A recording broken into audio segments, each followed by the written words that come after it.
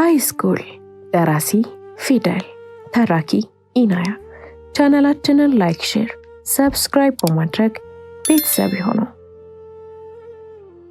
አብራችሁን ቆዩ። ክፍል 11። ፍጥጥ እንዳለ ተገጣጠምን።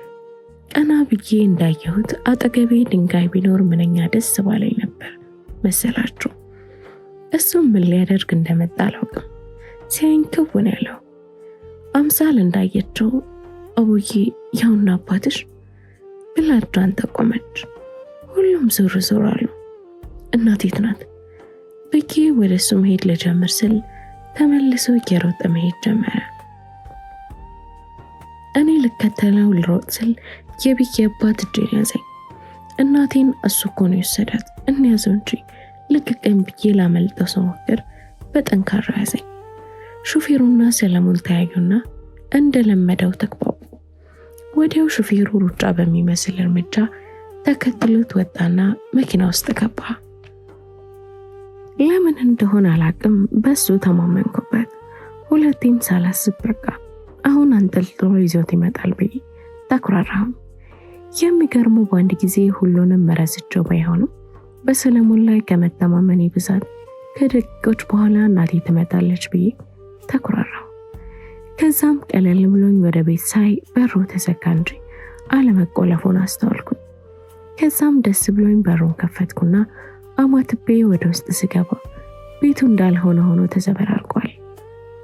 እቃው መሬት ላይ ተዘርግቷል። የተቀደደ ልብስ አለ። አልጋው ምኑ ሁሉም ብቻ ዝብርቅርቅ ብሏል። የዛኔ ደግሞ ልቤ በከባዱ ተረበሸ። ግን እናቴ ላይ እንዳላማረትባት ቆጠርኩኝና ምንም ነገር ላለማሰብ ወሰንኩ። ደግሞ ለካ የመንግስት ሰማይ የሚመስል ቤት ውስጥ የሚኖሩ ባለትዳሮች በር ላይ ቆመዋል። አለምዬን እንግዳ ማለት አልችልም። ቤቱን ከኒኮል ታውቀዋለች። ለእናቴ እንደ አለምዬ አይነት ሰው የሰጠ አምላክ ምን ይሳነዋል? ግራ ገብቶኝ ዞር ብዬ አለምዬን አየኋት። ሙሉ ተፈጥሮ ገራሚ ነው። በተለይ ደግሞ ሳት ነገር የምታውቀው ነገር። ወዲያው ቶሎ ወደ እኔ መጣችና ቤቱን አየችው። ግራ ተገብቼ ቆምኩትን አልፎኝ ወደ ውስጥ ገባችና ራሱ የገዛቻትን ወንበር ይዛ መጣ። ከበሩ ረቅ አድርጋ አስቀምጣው ሰለሞንን እንዲቀመጥ ነገራቸው። ከዛም አብራኝ ወደ ውስጥ ገባች። ቤቱን በደንብ አየችውና ችግር ተፈጥሮ ነበር አቡ፣ መስኪዬን ይጠብቅልኝ የኔ አባት አለች። እጆቿን ዘርግታ ወደ ላይ ያንጋጠተች። ከዛ እቃውን አነሳስተን በትንሽ ደቂቃዎች ውስጥ ቤቱን ፏ አደረግነው። ከዛም ቡና አቀራረበችና ከሰል አያያዝኩላት ወደ ውስጥ እንዲገባ አደረገችው። እንደ ጓደኛ ቁጭ አድርጎ ያንን ሁላ ነገር አውርተን ቤቱ ጠባብ ነው ምናምን ብዬ አልለውም፣ ያለፈበትን ነገር ስለማውቅ መሰለኝ። ከዛም ገብተን ቁጭ ብለን አለምዬ ቀስ ያለ ጭስ የበዛበት የሚገርም ቡና አፈላች። ሁለተኛ ላይ ደርሰን እያለ በቀስታ በር ተንኳኳ። እናቴ መጣች ብዬ ሰፍ ብዬ ስጠብቅ የሰለሞን ሾፌር ነው። ማውራት መቻሉን እጠራጠራለሁ። በዝምታ ተመለከተኝ። ግራ ገብቶኝ ሰለሞንን ሳየው ሁለቱ ታይተው ተግባቡና ተነስተው ወጣ። ከምኖረው ህይወት ጋር በዚህ ልክ በግባባ የት በደረስኩ። ከዛም ሁለቱ ተያይዘው ሲወጡ አላስችል ያለኝ እኔ ተከትያቸው ወጣሁ። የኔ አፍ ዝም እንደማይል ያወቀችው አለምዬ ደግሞ ተከትላይ መጣች። ከዛም ወተን አራታችንም ተፋጠጥን። ለካ በዝምታ ውስጥ ራሱ ከሰለሞን ጋር እያወሩ ነበር መሰለኝ። ችግር የለውም ቀጥል እስከሚለው ጠብቆ ዝምታውን ሰበረ። ለመጀመሪያ ጊዜ ድምፁን ልሰማው ስለሆነ በጣም ቸኩያለሁ። አልዋሽም። ተከትየዋለሁ አላወቀም ብሎ ባጭር ወሬውን ቋጨው። ድምፁ ያምራል፣ ግን የጠበቅኩት ንግግር ይህ አልነበረም። ስለ እናቴ አንድም ቃል አልተናገረም። ለምን? እናቴስ አልኩት አይን አይኑን እየተመለከትኩ። እሱ በዝምታ ወደ ኋላ ሲሸሽ ሰለሞን ፈጠን ብሎ ይዘናት እንመጣለን እወቂ ግቡና ጠብቁ ብሎ መንገድ ሲጀምር አይኔ መመጣለው ብዬ እሪ ያልኩኝ። አማራጭ አልነበረውም። ሁለታችንንም ይዘውን ሄድን። በመኪና ትንሽ ተጓዝንና የሆነ ቦታ ሲደርስ መኪናውን አቆም። እዛ ምን ልናደርግ እንደሄድን አልገባኝም።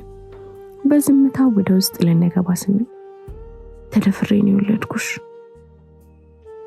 ልላት አልችልም ስትል ጆሮዬ ውስጥ ጥልቅ አለ። በፈጣሪ ስም ጆሮዬ ነው ብዬ ነበር ልቤ። ለመተንፈስ እየተናነቀኝ በእጆቼ እየተደገፍኩኝ ማዳመጤን ስቀጥል ያለፈ ታሪክ ለምን ታነሻለሽ አላት እሱ በቁጣ።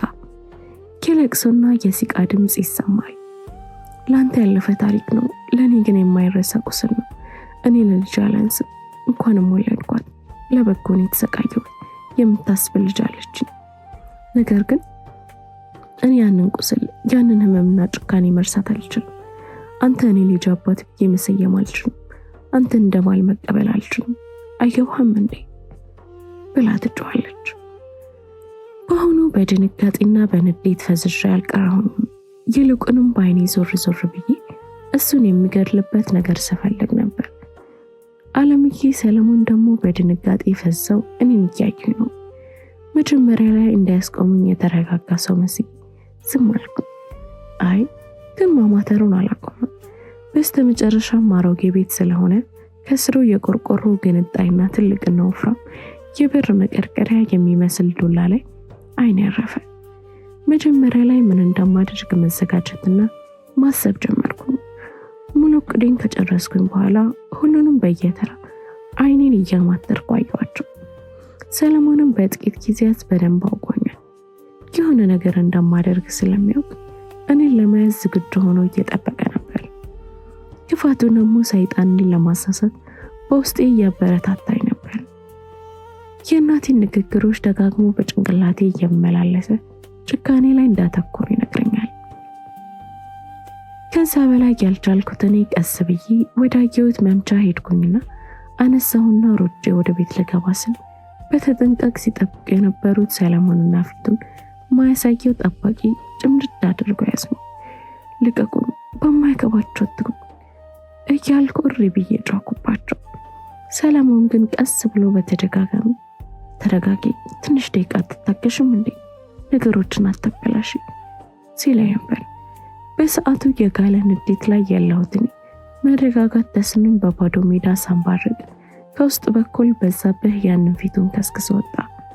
ከዛም ያለምንም ፊት ለፊታችን ቆሞ መለፍለፍ ጀመረ። ምን ታደርጋላችሁ እዚህ አለ። የሚገርም ነገር ነው። እማዬ እስከዛ ሰዓት ከውስጥ አልወጣችም። ነይ ውጪ ብዬ ስጮህ ፊቷን እየጠራረገች ከቤት ወጣች። ምን ያህል ሰዓት እንዳለቀሰች ማወቅ አልቻልኩኝም። አይኗ ደም መስሏል፣ አብጧል። በድጋሚ እንባዋን እያፈሰሰች ነው። በማይገባ ሁኔታ ከላይ ልብሷ ተቀዶ ጸጉሯ ልክ ያልሆነ ሁኔታ ውስጥ ሆኖ ብቻ በአስከፊ ሁኔታ ውስጥ ሆና ተመለከትኳት። እናቴ ሆና ማየት የማልፈልገው ሁኔታ ስለሆነ መታገስም አልቻልኩም። እንባዬ ዱብ ዱብ እያለ መወራጨት ጀመርኩ።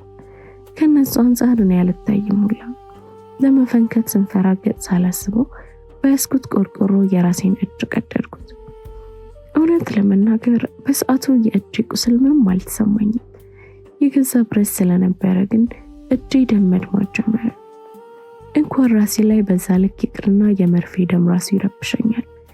እጄን ያነችው የኔ የዋህ ናት። ልታግዘኝ ልትመጣ ስትል ጋማ አድርጎ ያዛትና በእጁ የደበቀውን ቢላ አውጥቶ ረፊቁ ብሎ አስፈራራት። የዛኔ ከአቅሜ በላይ ሆነ። እናቴን እንዲህ ሲያሰቃየት ቆሜ ማየት ለኔ ህመም ነው። አለምዬ መንባዎቿን ከዓይኗ እየጠራረገች በየዋህ አይነት ታየኛለች። እባክህ ፍቀድልኝ፣ እናቴን እንዲህ ማየት አልችልም እያልኩ እያለ በሩ በእግር ተመቶ ተከፈተ። ክው ብዬ ስዞር የሚያስፈራ መያዝ የያዙ የማዕት ሰዎች ከውጭ ገቡ። እኔ ቢኪ አባትና ራሱን የሚደብቀው ጠባቂ ጉዳይ ምንም አይገባኝም። በምን ሰዓት ተነጋግረው ፖሊስ እንደጠሩ አላውቅም። ሰዎቹ ክበብ አደረጉ። በሰዓቱ በነገሮች የተደናገጠው በዛብህ ደግሞ እናቴ ላይ ስለቱን ደቅኖ እንዳትጠጉኝ ብሎ እንደ ማስፈራሪያ ሊጠቀምባት ሞከረ። ስህተት አትስራ፣ መሳሪያን አውርድ አሉኝ። ምን አይነት ድፍረት እንደሆነ አላውቅም። ምንም አላደረኩም፣ ካላመናችሁ ጠይቋት አለ ኮራ ብሎ። እኔ ፍጥን ብዬ የሚፈስ ደሜን በአለምዬ ሻፕ እየቋጠርኩ እማዬ ቶሎ ተናገሪ እንጂ ያደረገሽን ፍጠኝ አልኳት በተስፋ ተሞልቼ። የተነጋገርነው እናት ትሻላት ፈገግ ብለው ምን እንዳያደርጋት ሳላውቅ እማዬ አጎንብሳ ምንም አላደረገኝም አለች። በምላሿ የተደናገጥኩት እኔ ክው ብዬ አየኋት። እናቴ አይን ውስጥ ይሆን የተደበቀ ስቃይ አለ። እናቴን በደንብ አውቃታለሁ። በእኔ ወይ በሆነ ነገር ካላስፈራራት በቀር እንዲህ አትልም። አይኗ ውስጥ ያለውን ሀዘን ያነበበው ሰለሞን በእጅ የሆነ ምልክት ተናገረ።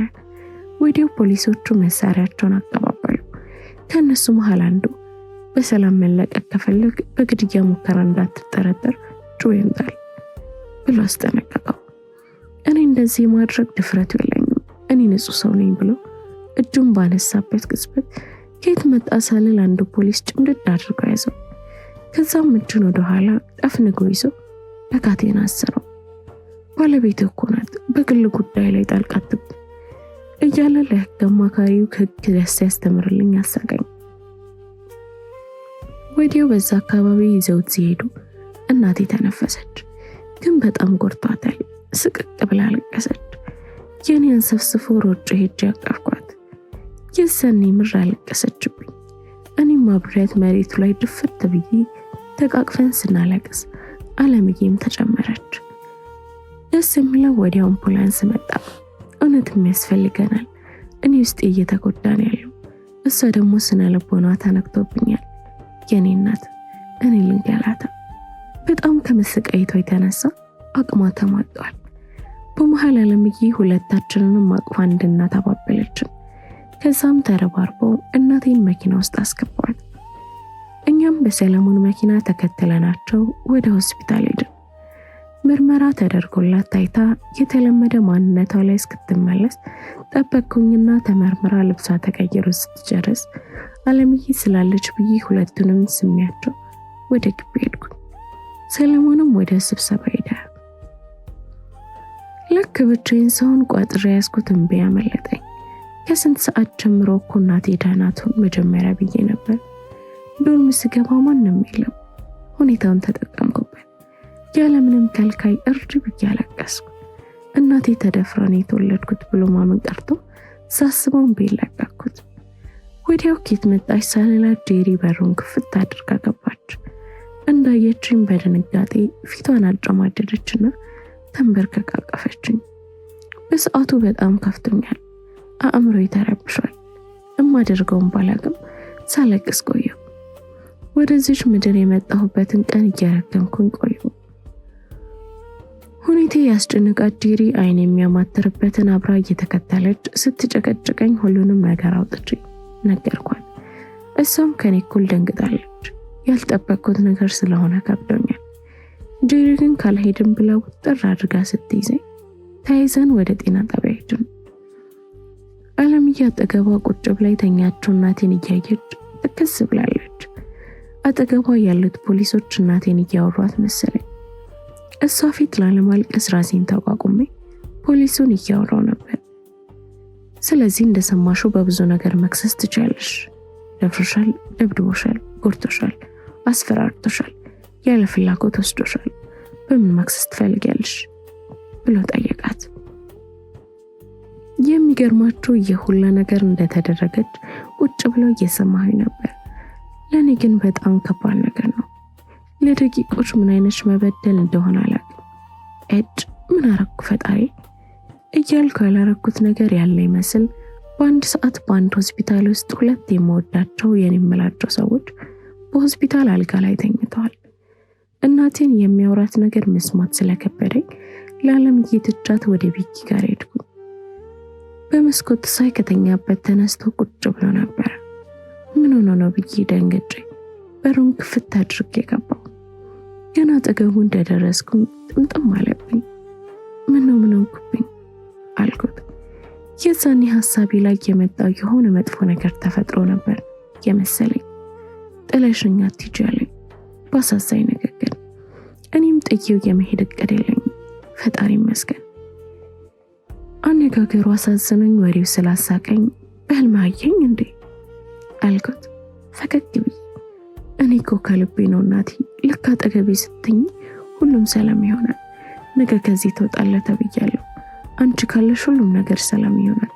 ተመልሼ ወደዚህ ቦታ መግባት ስለማልፈልግ አትለይም ብሎ ውስጤን ነካው።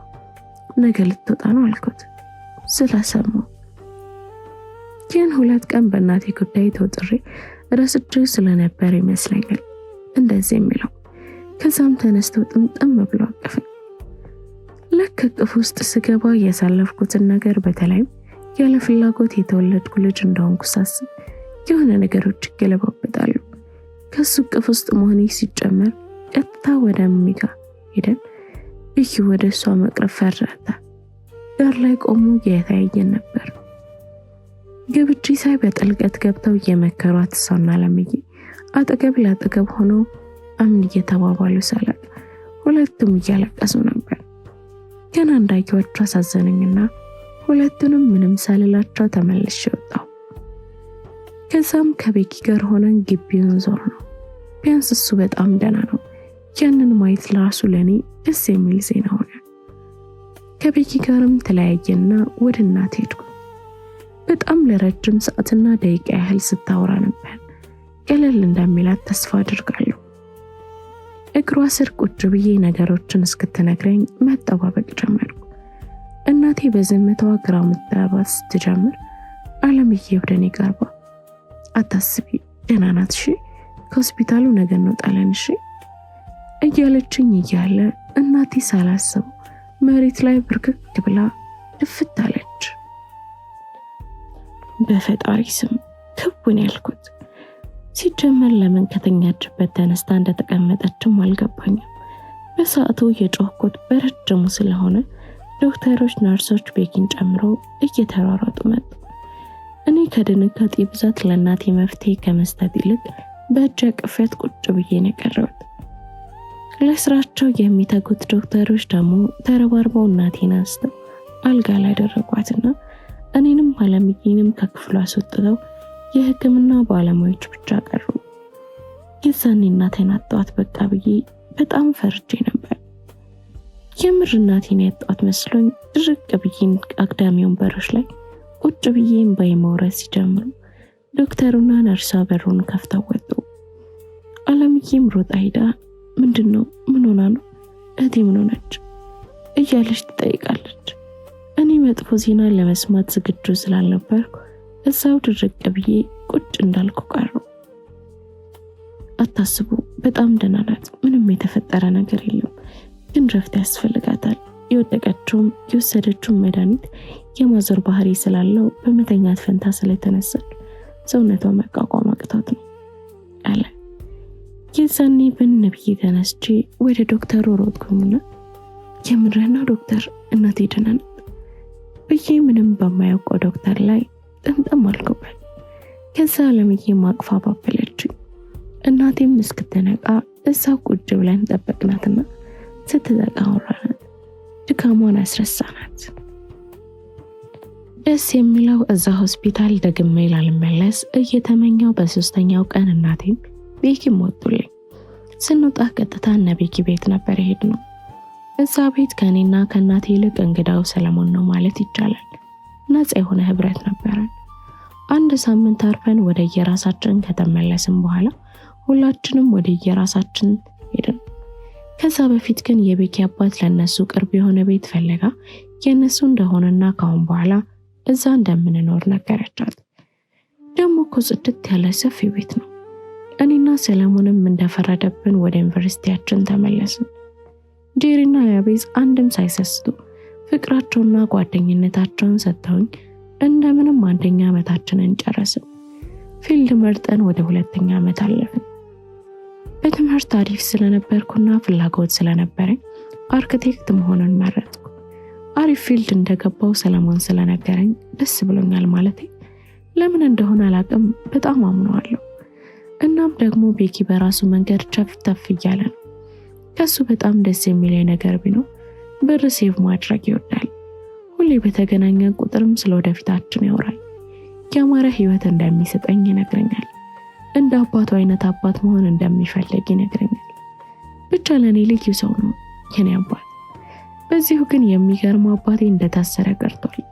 የተያዘው በሰለሞን በኩል ስለሆነ ህጉም ጠበቅ ያለ ነው የሚሆነው። ክፍል 12 ይቀጥላል። ላይክ፣ ሼር፣ ሰብስክራይብ በማድረግ ቤተሰብ ይሁኑ።